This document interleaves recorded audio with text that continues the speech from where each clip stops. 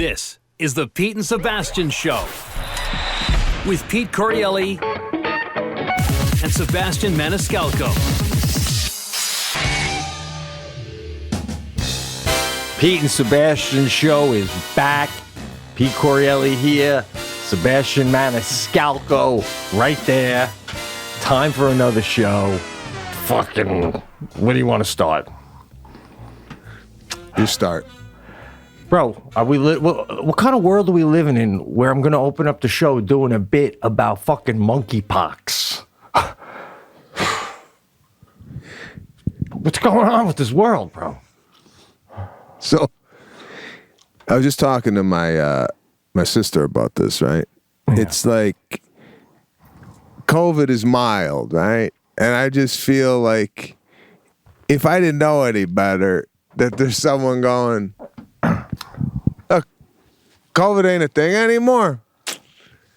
Release the monkeypox. That's it. That's it. And I'm sorry. COVID, I was supportive. We were all in this together. Monkeypox, if you get it, I'm judging. I'm judging you for getting that shit. Take a shower. What is even monkeypox? How do you even get that? I see the news. They say it's not really that contagious. There's a vaccine for it, so no problem. I heard the opposite. I heard there's no cure. I heard that you could get it through droplets, sneezing, coughing, but you have to be around the person for a longer period of time. It's not like, somebody sneezes and then you pick it up. I don't know what to believe anymore, bro. You hear one thing, I hear another thing. I hear you get it, and then it's like fatigue, headache, like almost flu-like symptoms. Next thing you know, you got a rash on the palm of your hand, on the bottom of your feet. It's all I need. I got to wake up now, and I got to look at the bottom of my feet to see if I got some monkey virus. No, I was writing just the other day, and I don't know if you ever get this, but like right here, right on the thumb area, it gets a little itchy, and it's like I can't get it, so I'm itching my hand. Now I'm gonna get that itch, and I'm going, there we go. It's not on the palm. It's slid a little over on me. I guess it affects everybody differently, right? Oh my! I kind of like though this one aspect of it. According to you, you have to be around someone for a long period of time. Oh man, now. How great is that? You talking to someone, go, guys, we've been talking 15 minutes. If one of us gets the pox, within another minute or two, we're going to give it to the other. We got to split up, pick this up tomorrow. Oh, I don't know, man. You're right. The world, literally, if you look at it, and we're coming off this shooting yesterday. Listen, man, this guy shot his fucking grandmother in the face before he went to go shoot these kids, right? Mm-hmm. And then and we talked about this last week with the manifestos and the shit. This guy posted online that something was gonna happen. He's posting pictures of gun. If you posted anything online saying that you're gonna kill somebody or do something, you got a squad right at the house. I'm sorry. That's it. No? That's it. Even if you say it within I'm coming to West Palm next week, I'm going to kill, and you're clearly a comedian, still, FBI call to confirm that shit. That's it. I couldn't believe, I'm with you. By the way, too, now, with all these killers, the last thing you need, too, is what was he wearing? You know what I'm saying? Mickey Rourke, there was he got busted wearing a Putin t-shirt. You got one of these guys doing a shooting, and he's wearing a Aaron Judge t-shirt, and all of a sudden, the baseball player. Now that guy's got to be wondering what the connection is with him, and what's he why? What do he have? What do he have on? This guy? I don't know. I honestly, I think he had on. That's the other thing. I know what he had on. Body armor, right? So, this is another one with body armor? How do you buy that? How do you even buy that? You go to buy that, they go, I need to see that you're in SWAT, or else you ain't getting this shit. Right. What the hell you need body armor for? You buy body armor, squat at the house. That's it. I'm sorry. That's it. That's it. Body armor, AR with these assault rifles, 18. What do you need that for? What do you need that for? I don't know. And would obviously, like everybody else, it's I even I shed a tear. We don't do that kind of show, but obviously we feel that way. But staying on what we're talking about, do you know? I don't know for sure, but is it true? Like in England, there's no guns. Like nobody has a gun. I believe that's the case. Yeah, no one has a gun, including the police. So like the worst. I don't even Yeah, I don't think. So you just worry, like, if you get an offender bender, if the guy knows karate or something. But other than that, like, he shouldn't have a switchblade. I mean, listen. A switchblade. It was this West Side Story. We're going to break out and dance. I love it. Oh, God, God, can you imagine being in the alley and all of a sudden a guy pulls out a switchblade on you? I'd go, oh, thank God. So you had a gun. Oh my God! Well, I mean, if you were in England and you were driving around and somebody cut you off, are you more apt now to get in a fight with that guy because you know that there's no guns?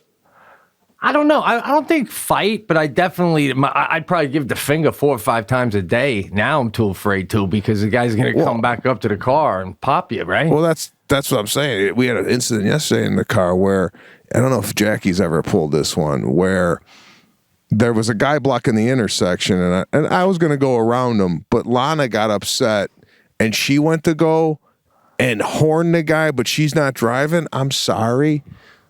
As a passenger, you don't touch the horn. No, you don't. Right? No. Yeah. That's actually an Italian woman move. I love it.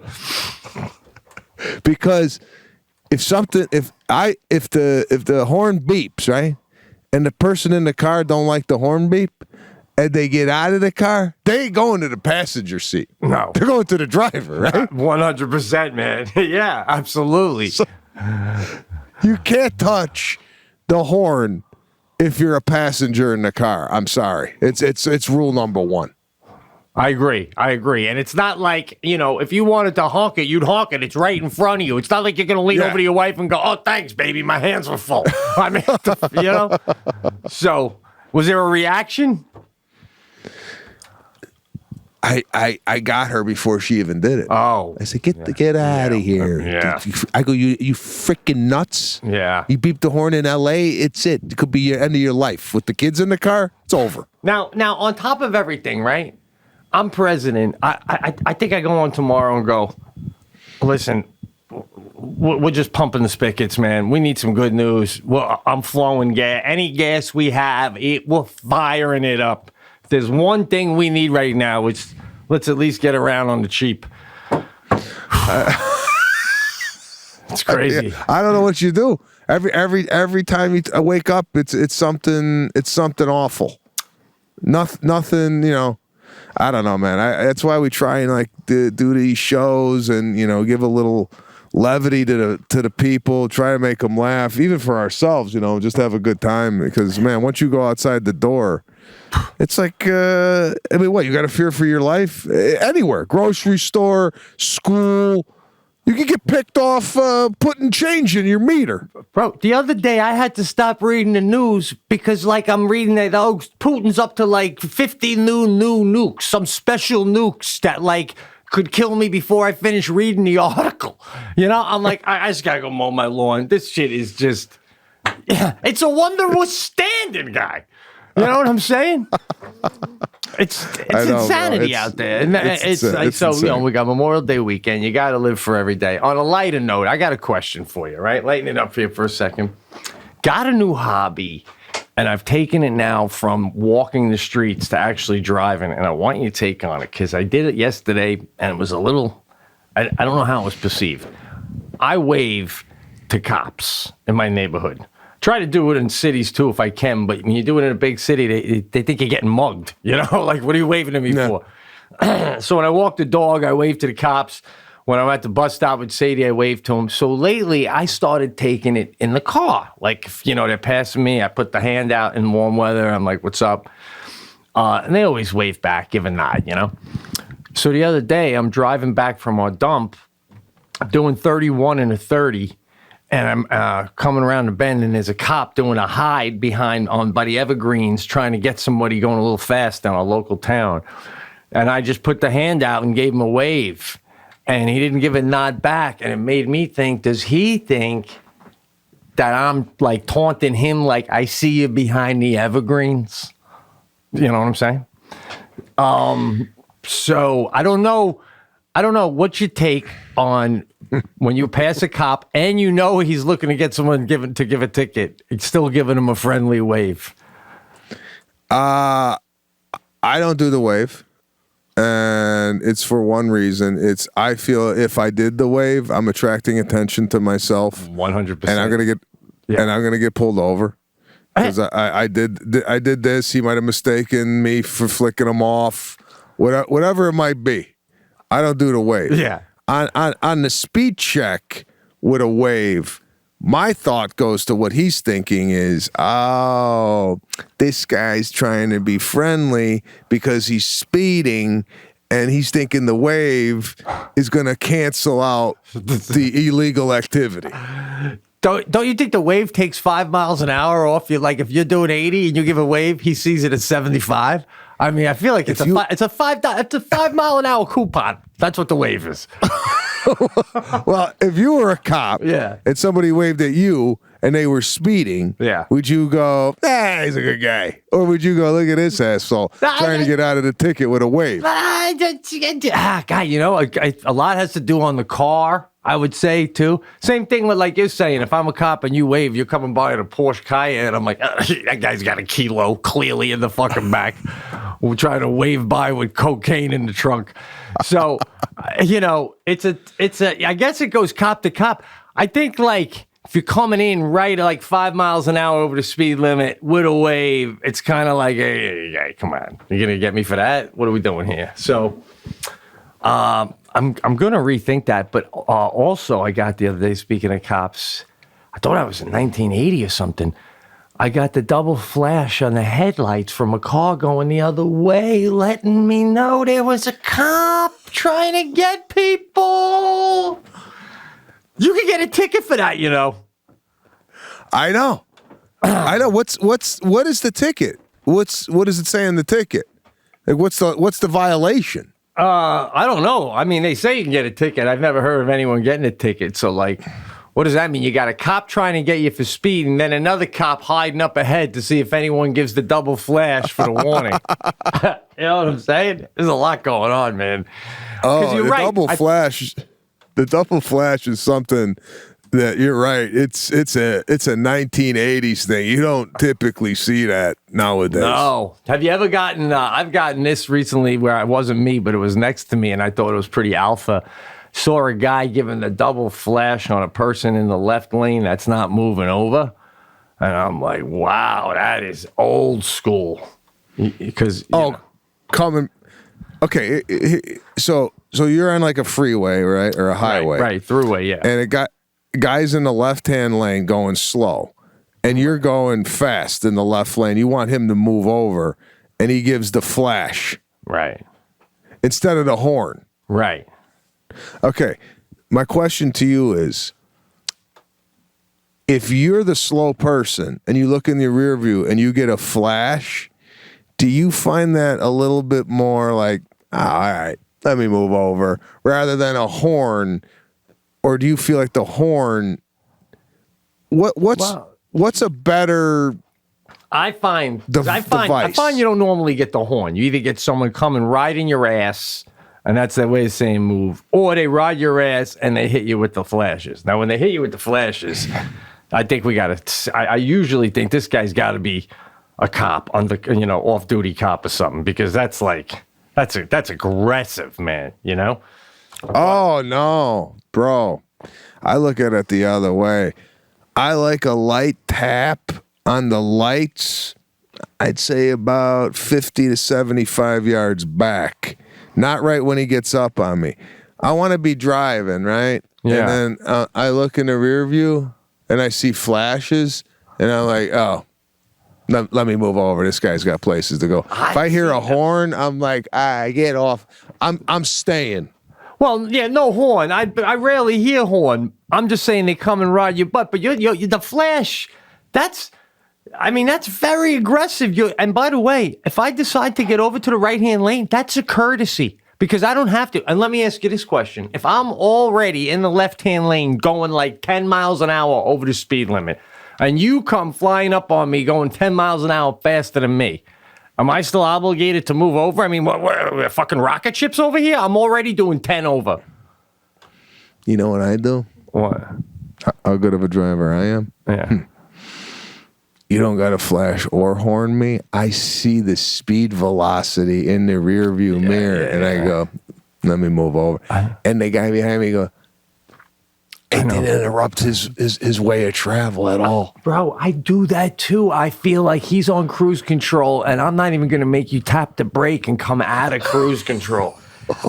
It bothers me though that I do that, like that I'm so considerate. Like I'm looking in the rear view going, I can get around this truck before he'll get to me. It's going to be tight, but I think I can do a zip zoom. I mean, the courtesy level, bro, right? The courtesy level. Everyone else did just slug, sitting there straight ahead. You know, it's unbelievable. And how about this? I don't know if you do this move. Let's say you're at a light. You look down at your phone. You're trying to get a text in or an email real quick. And the light turns green and you're still there. Guy behind you beeps. All right? Do you give a wave to the guy behind you knowing that you're wrong, going, like, you know, just giving him an indication, I know, man, I fucked up. Do you do that? I can't say I do that, but I can say within the past 20 years of my life, I honestly, not once have I been slow off the line, bro. Ever. Oh, wow. Oh, no, I am right off the line. I mean, you ever like 4 deep and it's a turning lane and the first car's not going? I'm like, well, what is he watching a fucking driving movie up there? Bang the left, guy. What are we doing? Now I'm not going to make it. And I don't make it. And I look at him drive away with like, I almost want his car, like just to, it's a rough time now. I'd like it to conk out, all right? We'll keep it light. You know, but the disdain, man, is I could have made that shit. I know. Right. It's amazing the reaction time on the light change off the line on a left-hand turn, right? Like for me, what I'm doing is I'm looking at all the other lights. Okay, that's going to change. I'm anticipating the change. That. It's almost like F1, Formula Racing, bro. I'm like anticipating the green. And it's like I give myself to come off the brake and hit the gas as it's turning. Right. It's just I love it. I love it. You're telling me you look at the other lights to see when yours is going to turn, bro. That's like F1 fighter pilot fucking into it. You know what I'm saying? That level of, you know, driving it and courtesy for everybody on the road. I pull up. You ever do this? You pull up and there's a lot of lights going on, and you figure out the pattern before yours. You go, okay, so that'll go, like you're saying. Then I slide out. Boom, got it. Let's do it. Boom. So what's going on, bro? How's everything? How's life? So life. Oh God. What's up? So I want to get to Caruso in karate and jiu-jitsu. Yeah. He's got to be 4 years old, so we got another year on that. But at soccer yesterday, watching the kids play, and there's a kid in the soccer that's erratic. While all the other kids are, you know, doing what the coach is, this kid's put it this way, I wouldn't mind Caruso getting this kid in a bare naked chokehold. Right? Just to settle him down. Yeah. And again, it's like it's a curse and a blessing. All the other parents, nannies. Yeah. By the way, I told Lana this. I said, I ain't into the nanny bringing the kid to soccer, tennis, piano. I ain't into that. Okay? Yeah. You got to be careful, though, what you say, because all of a sudden, you could be running busy, and then next thing you know, you're in a bind, and now the nanny's taking Caruso to season 2. I get it. I'm not saying that's Never gonna happen. But you're not I see into it. I see it consistently with a few families. You know what I'm saying? So I took Serafina to her recital rehearsal. She's going to be doing a piano. By the way, I saw your daughter playing piano. Oh yeah, you saw that. It's beautiful. Thanks, bro. It's getting there, man. Thank you. Okay. I love you. So I go to this, and this woman has a really large home, and she's basically running a piano factory out of this house. She's excellent teacher. There's students all over. They would go to voice work upstairs, and they would come down, and then they would go to microphone work, dealing with the microphone. Then they would go to the piano in the living room, and they would sing and play at the same time. So it's just, and there's ages between 4 and I'd say 18 there, practicing for this big recital. Wow. Now, I bet the 18-year-olds are like freaking awesome.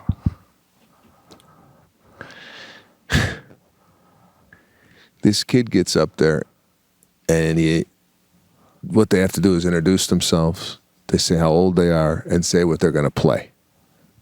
Now, Serafina and I are up there. Kid gets up there. Hi, my name is Timothy.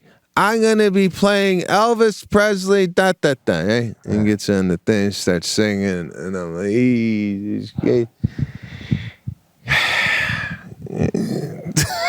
do the parents see this? Like, you see this? It ain't working. It's not good. Right? All right. It's not good. How old are we talking? This one was 8.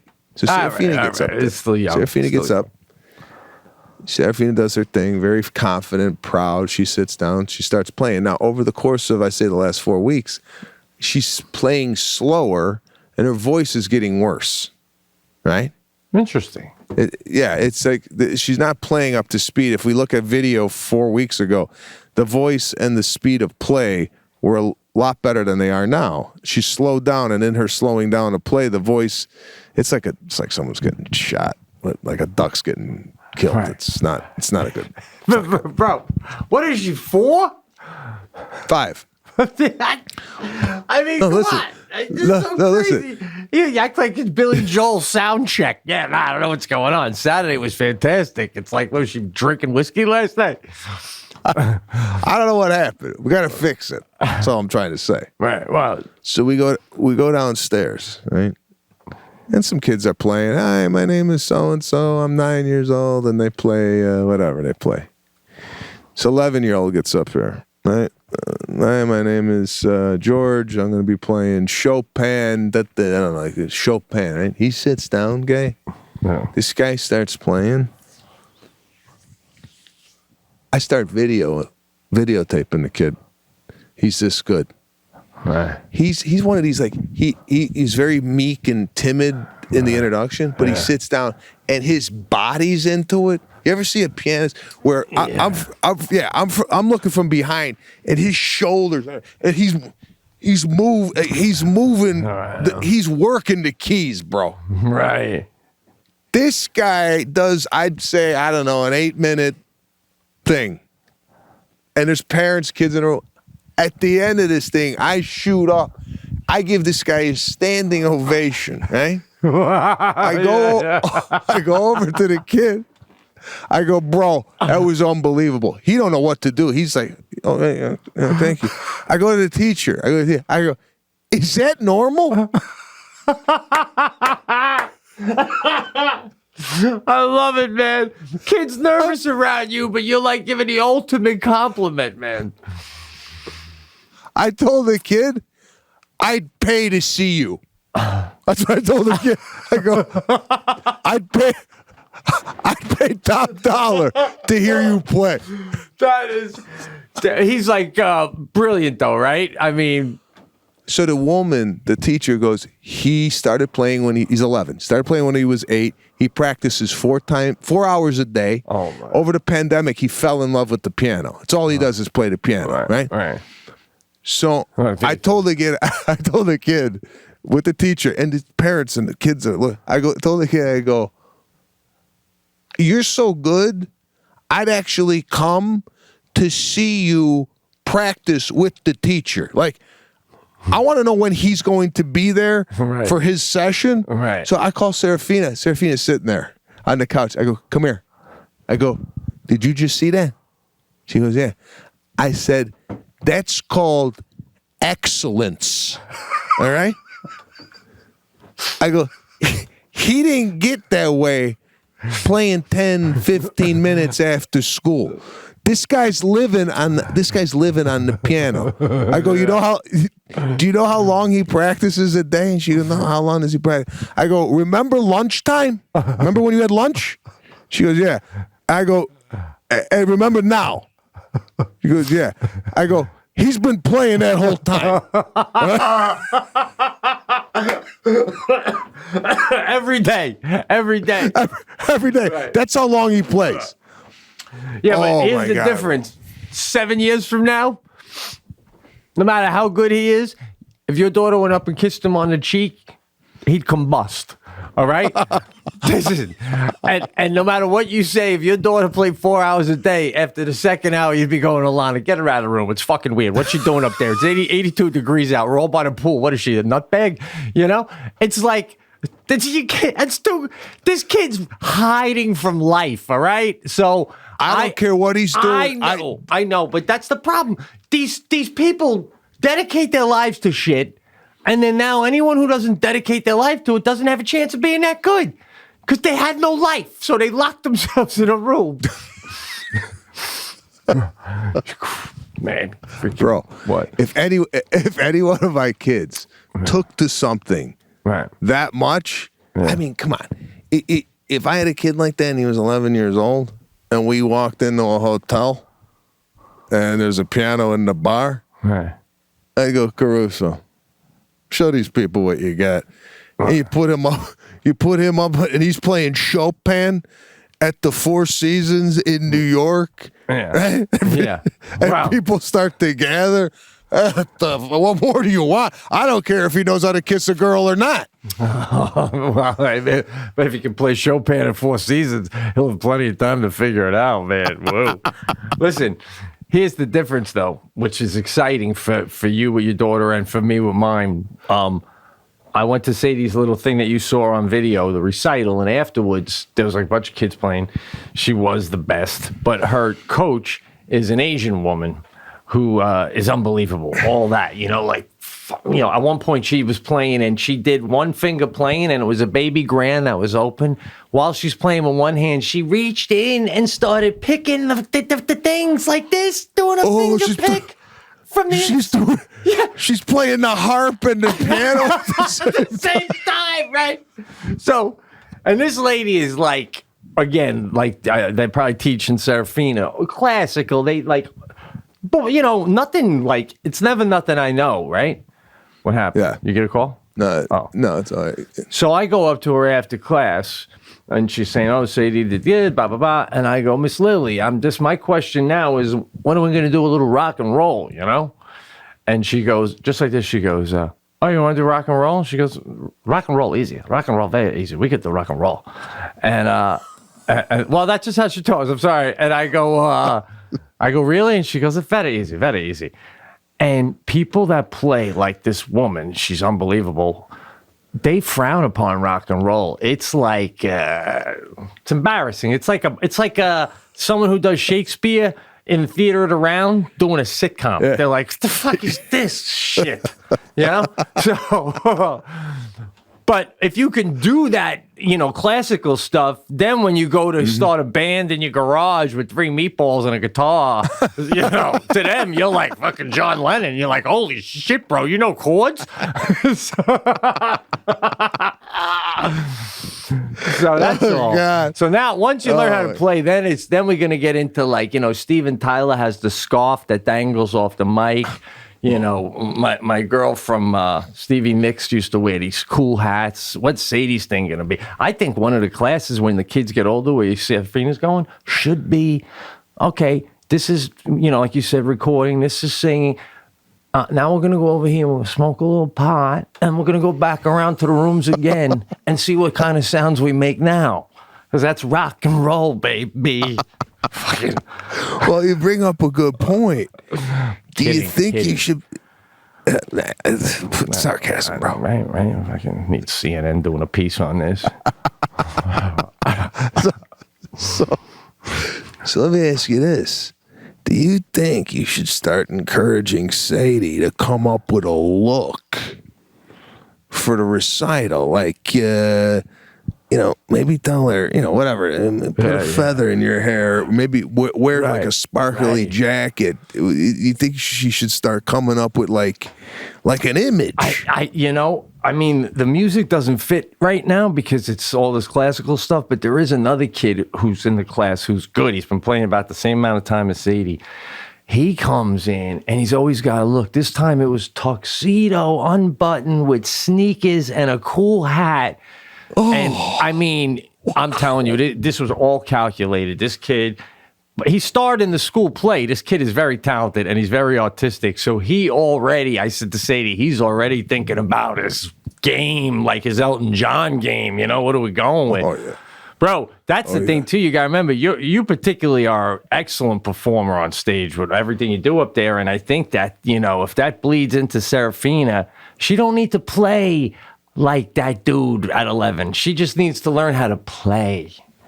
I know. She's doing excellent at learning how to play, and her confidence is at a level that I never had at her age, man. I mean, at 5, she's got the confidence I had at 21. Wow, I got a problem I'm with really that, I got a problem with the youth of today. I mean, they all think they're stars. I didn't even start thinking about, can I really do stand-up comedy until I was like 18, 19. They come out and they get smacked in the ass by the doctor and they go, I'm going to be a star.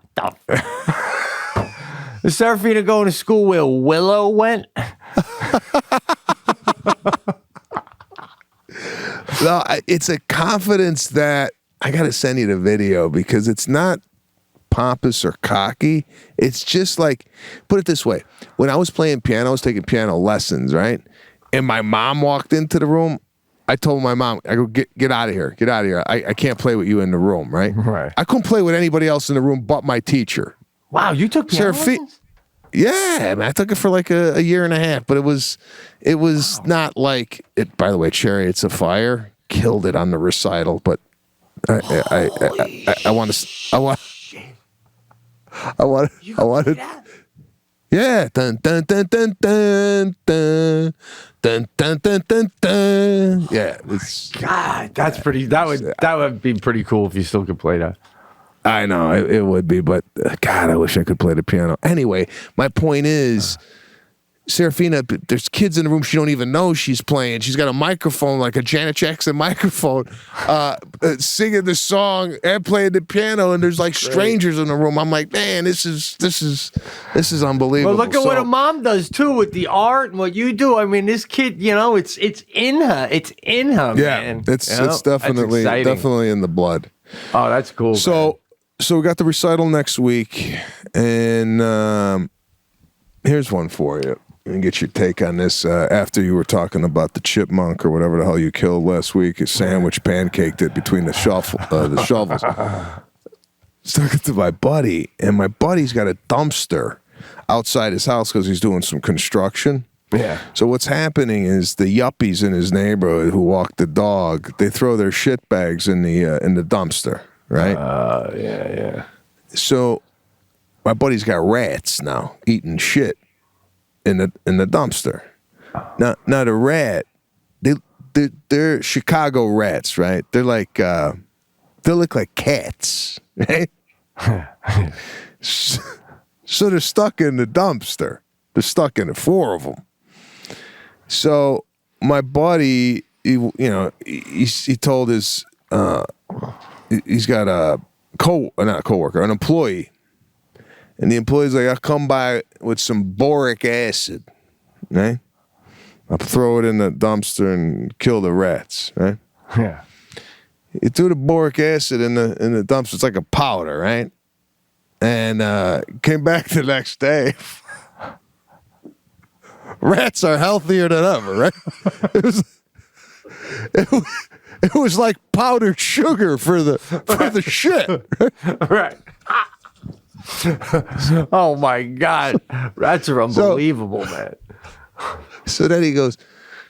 He bought 4 of those sticky pads, like you put the pad down and they get caught.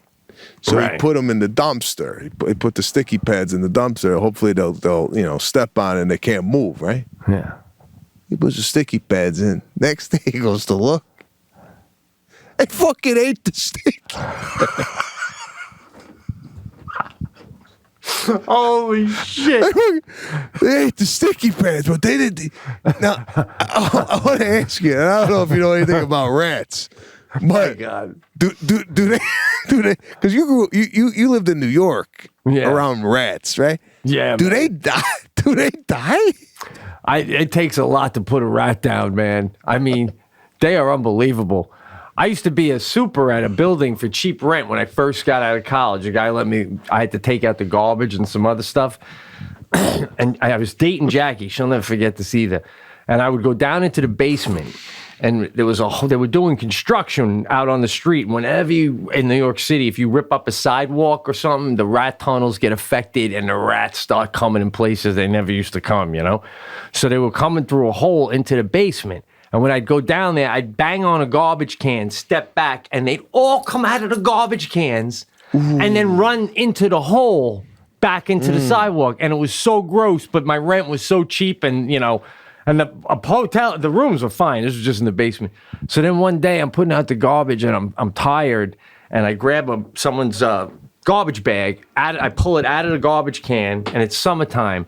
And as I'm dragging it out, it's hitting the back of my leg. And there was broken glass in there, and it cut like right above my tendon. And I went down. I'm like, oh, and I'm bleeding. I was doing a show that night at New York Comedy Club. I just started doing stand-up.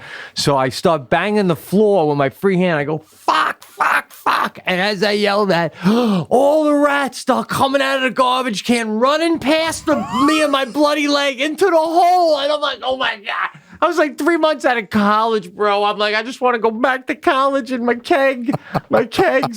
Oh, God. Oh, man. Oh, rats. There's nothing more disgusting than these rats. And they don't, nasty.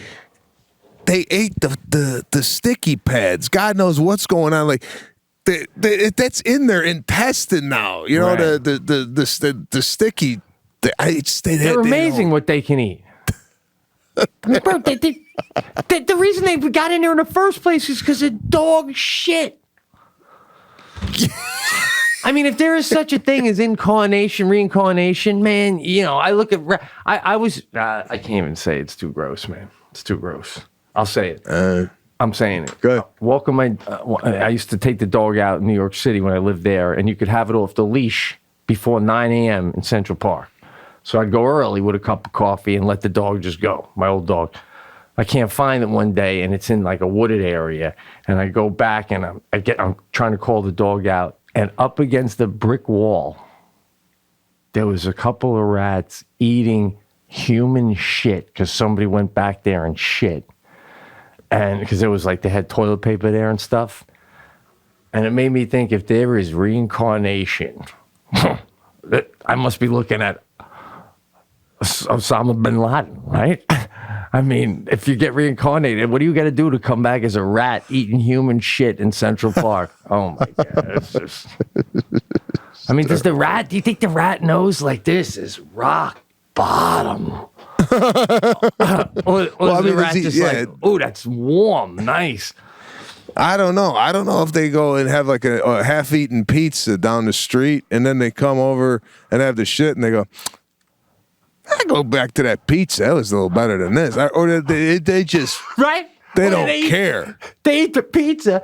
Then they go up the block and see the shit and go, I wish I didn't fill up on the pizza if I knew the shit was here. I mean, that is absolutely... Like, we had to take care of a friend's rabbit, Sadie did, while they went on vacation. And we had to go there 3 days in a row. And every day you'd go in the garage, and the rabbits, they were sitting in hay with piss and shit, and it was wet and gross in the bottom of the rabbits. So we pulled them out and we cleaned all that hay and put them back down. And the next day it was like that again. And when we first did it, Jackie goes, I think they're mad that we're doing that. And when we called the guy, he goes, yeah, don't bother. They love sitting in that shit, all that piss and shit. I don't know why, but they like if you clean the rabbit nice with a good soap, maybe a little perfume afterwards, it would not like that. That's crazy, bro. Oh God. I don't know. So I don't know. Talking where's about he gonna go with Where the hell was I gonna go with this? Take your time, man. What else? You got anything on the sheet over there? Sadie had diving class the other day. So one quick thing that I thought as soon as it happened, I said to Jackie, I gotta tell Sebastian that was classy. She takes diving class, and at one point, me and Jackie are off to the side, and you hear the coach go, Mrs. Correale, and we look over. He's an older guy, and they have him on the trampoline now. And he's doing work with them, and we look over, and he goes, "Can I touch her?" I'm like, "Oh yeah, you can touch her," because he's got to like grab on her ass and push her over. You know what I mean? So that's the world we're living in now, man. That's it. Ever told your mom, Mrs. Maniscalco, can I touch your son for this exercise? Kid, you kidding me? I mean, this is it, because the guy's is scared out of his mind that he's going to get sued, or a claim is going to be, because some parents would probably complain. Yeah. You know? Some parents would probably go, he touched her. And he's like, I'm trying to help her dive. What do you want me to do? Yeah, I know. It's crazy. Unbelievable. So what do you how we doing like work wise, man? Well, before we get into the work, Dad's going to come to Vegas, right? This weekend. Oh, nice. Got COVID. Your father? Yeah. He's got the vax still, right? Got the vaccine, got the booster, little scratchy throat. That's it. But he was supposed to come to Vegas and then come to LA for a week. This guy's been looking forward to this for 3 months, because he's been inside his home with the weather in Chicago being the way it is. He can't go outside. It's either, snowy, rainy, humid, the whole thing. He was dying to come out. And now the poor guy, he's got COVID. Can you believe the luck on this? I know. We had that pizza party we had when you came. We had another one of those planned for him. We got to put the kibosh on that. So it's unfortunate, but what are you going to do? Well, I mean, listen, as long as he's only got a little bit of a scratchy throat, that's the important thing. And right afterwards, can he just hop on a plane? Aren't you taking a bunch of time off, you said? 10 days. 10 days he's got to, he's contagious for.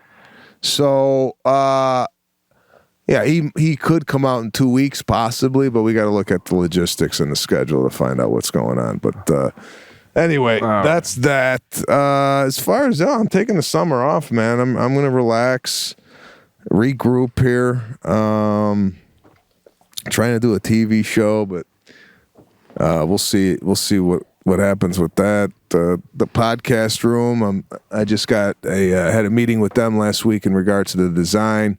Things gonna look spectacular. Wow, oh, man, that sounds pretty cool. That sounds cool. So much so where you might have to come out for just 2 weeks, and we'll just have to crank some out in the new podcast room. That would be fun. I'll move, guy. I'm not locked in here. I'm telling you, man. 1 foot out the door, this state as it is.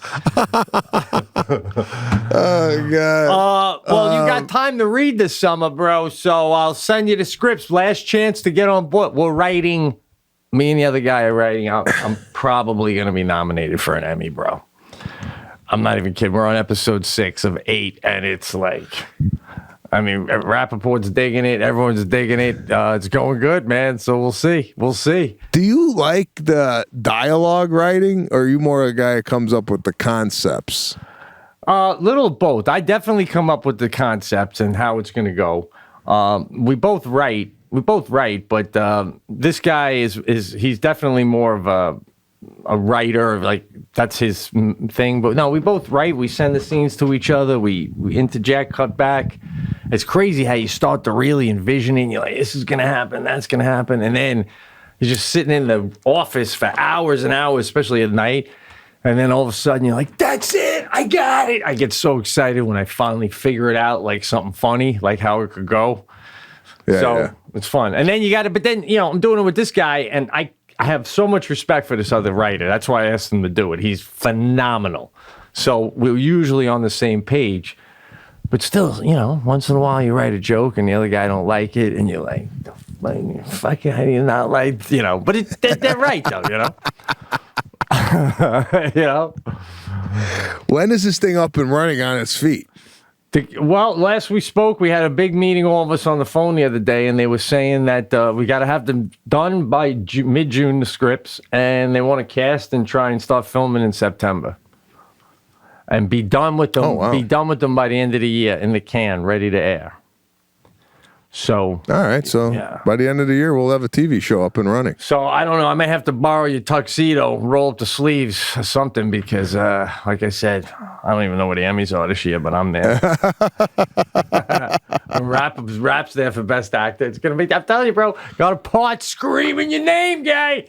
I do that for the cast. You're doing movies, bro. You're doing movies. By the way, Tommy C is back in a big way. Mission Impossible's about to come out. Then I'm only going by what you told me. You got me so excited about Top Gun, man. You got me so excited by what you said, how it's supposed to be great. Bro, I don't know if you saw him on the red carpet. He was getting interviewed. And the microphone they had, it was like a microphone that was on a stick, So it was like this, but it was on a stick because someone was holding it off to the side. And someone was asking a question, and the microphone he thought was too close to his face. And he just pushed the microphone down while still, like, not even mentioning that he was doing it. Yeah. He just pushed it out of the way, and I'm like, it's the coolest move I've ever seen. And he's got this hair now. I don't know if you've seen it. It's just like feathered almost. Oh, yeah. He's got this feathered hairdo now. And this guy don't age, bro. I mean, he ages, but he's aging in a way that's like systematic. You know what I'm saying? Like, he's like, what? He's got to be, how old is Tom Cruise? I don't even want to know. It'll upset me, man. It'll upset me, but he's got, all I know is until he starts looking old, none of us do. You know what I mean? Like, can you picture him with a cane coming out for the Lifetime Achievement Award? He never won an Oscar, but now they're just going to give him one because he's made $200 bazillion fucking dollars for Hollywood. Oh, man, I tell you, bro, I am right there with you. This guy, and then he's so cool. I heard at the premieres and stuff, no reporter, you're not allowed to take any photos with cell phones, only cameras, because he looks better with a camera shot than a cell phone. Oh, wow. Wow. Just, I mean, it just classes it up. So. Oh, yeah. The way he was walking, I think this damn thing debuted at the Cannes Film Festival, the Top Gun. And just the way he was walking the red carpet, it's just like, Jesus Christ. It should be a class on how to walk the carpet. Val Kilmer's in it for 5-10 minutes or something like that, cameo. Yeah, what is that? I mean, with the problems he's got with the throat and all, I don't think you can. I think that's like not. I think he's healthier now. He's doing better. Oh. So they were able to bang out like 5 minutes with him doing that. And then something else I wanted to say about it, how it's, I don't know, man. Should be good. We need it. Is this guy, and I don't know how they did the movie, is this guy flying fighter jets? Well, the other thing I heard today, I know they say he can fly them, but he didn't want it to be CGI. So he had all the actors trained for months on how to fly jets. And then all the scenes they did, they were in the jets with pilots in them with them out of the shot, also controlling the plane, but everything, the cameras are in the plane with them for the shots. No CGI. And there was one other, No, and he said, they asked him about his stunts too, about why he does his own stunts. And he said, Yeah, what nobody asked Gene Kelly why he dances. So that's Tommy C's response to that. Bro, one more interview with this guy, and I'm signing up for Scientology, man. I mean, just makes you lock in. So you get a movie, Top Gun 3, right? You get a part as one of the pilots, and the first day they're like, all right, you're gonna have to learn how to fly the jet. You tap out after that, or do you go, I'm in? I'm in, man. I'm trying. You're trying, right? It's Tommy C. I'm out. You're out? I'm out. If Tom Cruise is in the movie, you're not. If he's not in the movie, if he's in the movie, I'm out. I don't fly. I ain't going up in a fighter jet. I can't even go up on a takeoff on a commercial airliner without getting some type of nausea. Think I'm going to go to fighter plane? Beyond that, it's like when I skydived, your stomach doesn't drop because it's just beyond that. It's a different thing. So I just think What do you mean beyond? Beyond that? Like when you go down a roller coaster, your stomach drops. That doesn't happen when you jump out of an airplane. It's just like you just feel like it's like sticking your head out the window of a car. Doing 70. You're just like floating. It's like but aren't you spinning? Oh well, you can make yourself not though. There's a guy on my back, and he would have certain times start to spin me, and I just had to tap him, and I'd be like, "Don't do the spin, guy. I don't like that." And then we would stop spinning. If you had to say something to him while you're falling, like let's say if the cord got around your leg and it was like bleeding your leg out, can you turn to him and go, "My leg's bleeding"? No. Can you hear? You can't hear nothing. No, you're just like that. He's over here. And he even said when I did it, he's like, I'll tap your shoulder to let you know when I'm pulling the ripcord so you know it's coming. And I didn't feel him on my adrenaline. I didn't even feel him tapping me. So next thing you know, you're flying through the air like this. And then, what the fuck? And, like everything just changes. And you're like, am I dying to a hit? And then all of a sudden you're like, oh shit, the thing opened up. And now you're floating, So... Because there's a feeling of once you jump out of that plane, all your fears, it just doesn't matter now. Because, it's like, it really doesn't. You're like, well, I'm fucking going to die or I'm not because I'm doing it now. Well, do you feel at all on your way down, are you thinking, I hope this parachute opens up? No, because it's crazy. We have the video, and when I'm going back, Jackie doesn't even like to watch it because when the guy's rocking me back out of the plane, Larry did it with me, a friend you met, as we're rocking out, my face, scaredest I've ever been in my life. Biggest mistake, what am I doing? But then once you're out and you're flying through the air, like I said, it just doesn't matter. You're doing it now, and you're just like, oh my God, I'm flying! It's crazy. And you don't feel like the Earth is getting closer. You know what I'm saying? Because you're so high up. At first, you don't even feel like it's getting closer. And then, Do you feel the speed? Do you feel like you're going fast? Again, no. You kind of just feel like if you were sticking your head out the window from your waist up. You just feel the wind hitting you, and you got goggles on. Everything's windy.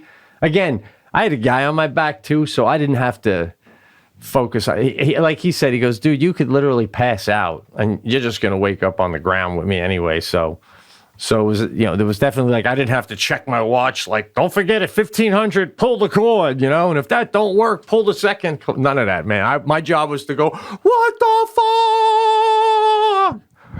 fuck? Well, in the instruction, this is why I could never do this because this is where my head goes.